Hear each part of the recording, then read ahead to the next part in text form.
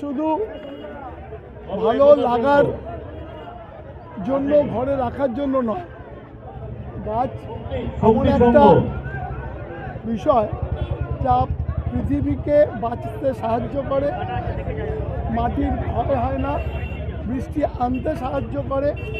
গাছ আমাদের জীবন। গাছ না থাকলে ফল পাওয়া যাবে না, সবজি পাওয়া যাবে না, মশলা পাওয়া যাবে না। এই যে আমরা কাগজ, বই পড়ি, খবরের কাগজ পড়ি, সবটাই গাছ থেকে।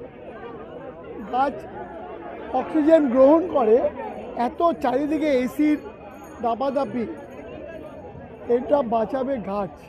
সুতরাং গাছ একমাত্র একটা বিষয় যেটার সাথে আমাদের ওতপ্রোতভাবে জড়িয়ে থাকা দরকার। প্রত্যেকটা ঘরে গাছ লাগানো দরকার। ইনডোর প্ল্যান্ট লাগাক, যার যেখানে জায়গা নেই সে ইনডোর প্ল্যান্ট লাগাক। সে নিজে বাঁচবে না, সেই পরিবার বাঁচবে না, আশেপাশের মানুষজনও বাঁচবে। যত গাছ লাগবে তত অক্সিজেন ছড়াবে, তত পলিউশন কমবে।